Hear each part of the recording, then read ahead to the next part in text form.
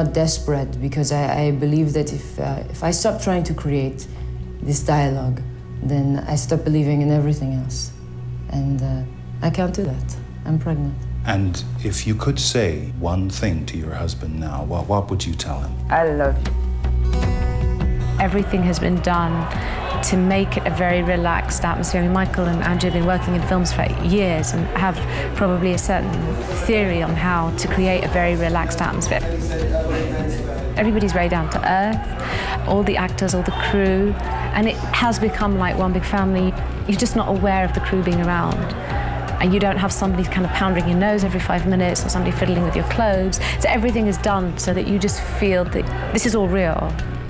So often now in films, we have like the actors in their trailers and the hour lunch break and the 12-hour day, and it's all very sectioned off, and you're with an actor and you have your close-up and his close-up, and you're so aware that you're making a film. And this one, we all live together. We don't have any time apart. We don't have a lunch break. We hardly have makeup check. We don't have any of that. And so what it feels like is we're really just very much in these moments together. Hello? Hello? Yes. It's Dennis when they're speaking Urdu. I don't know how. Hello? मैं आपसे बात करवाती हूँ, लेकिन उनको उर्दू नहीं आती. ठीक है? Whatever you want. Whatever you want. Say what is No, he just hung up on me. We work fairly short days, like 8-hour days. And that when we start a scene, I try and keep filming as much as possible, so that even, obviously we do the whole scene, then you do the next shot, but try not to have too long a break between it. Try not to have makeup checks and lots of stuff. Try not to have too much sense of, okay, we're back, it's all a film set and we're back off. Try and keep going as continuously as possible until that scene's done and you can forget about it and then think about the next one. And HD helps with that. Any digital format helps that, because it just reduces to a certain extent the amount of kind of baggage that goes with the filming. I don't think particularly this film could have been made any other way without it being melodramatic and just not intimate enough and bogged down in facts. The heart of the film, in a way, was the 5 weeks in Pune. And be 5 weeks in one house, that is not an attractive prospect. Then we're trying to portray a group of people who became friends through the course of a month's kind of experience. And that sort of came through in the filming. So kind of at the end of the filming, I kind of feel we all felt that we, to some extent, the filming, we'd become quite close.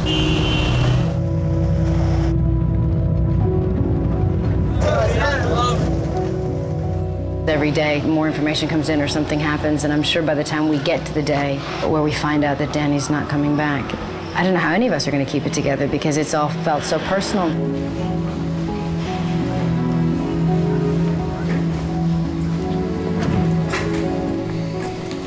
Marianne. I'm sorry. Danny didn't make it.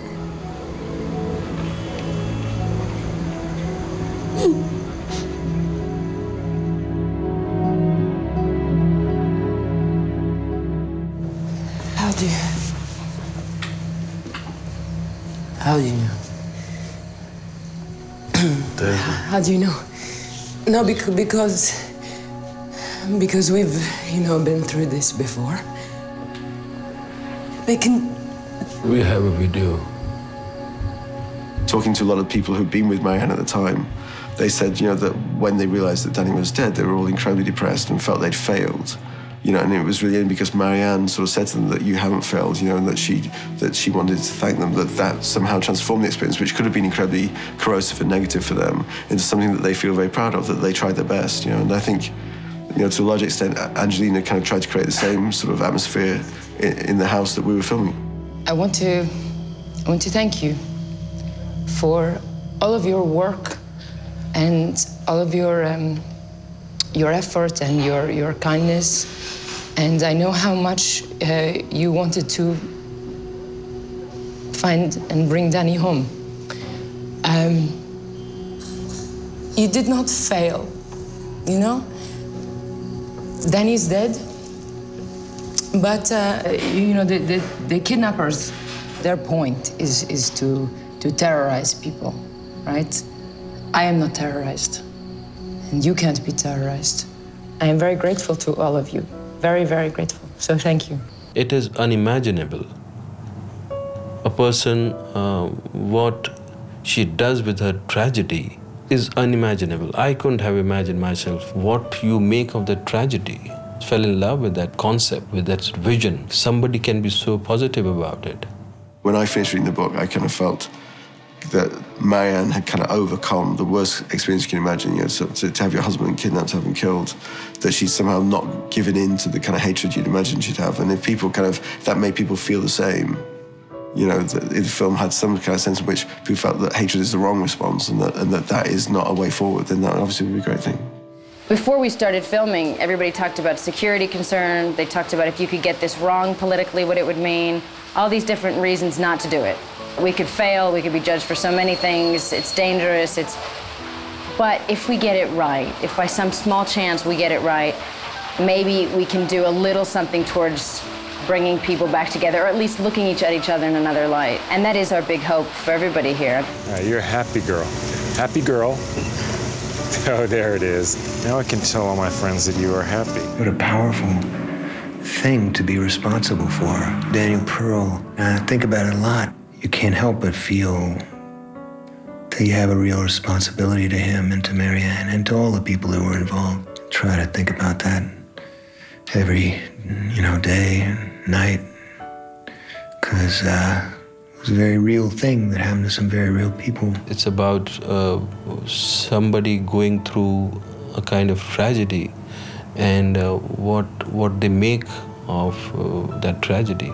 That's the whole point, that she didn't let herself drown in her sorrow or in her tragedy, and that should be told to the whole world.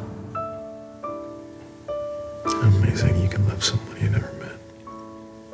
Is successful in not going to this place is that people would watch it and think, oh, that's a dangerous part of the world. Those people are dangerous.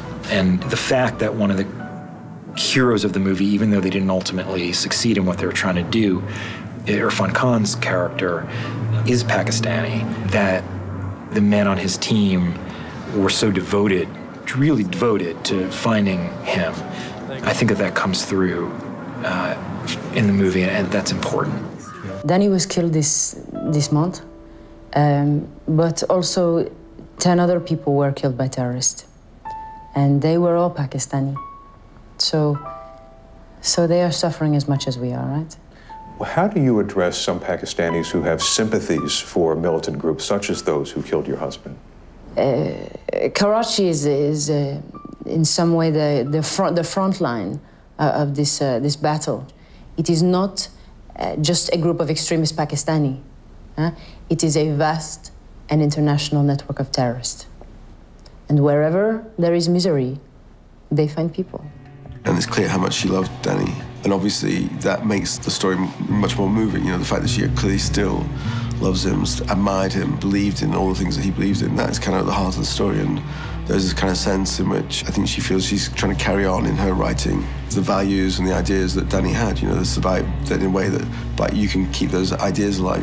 Danny's dead, but still the things that are important to him, she can keep alive. It's probably the most important thing I've ever done on film, because for that family, because if I don't represent her right and they don't see what a beautiful, strong, open-minded, loving woman she is, then I've done her a disservice and I've hurt a really great woman.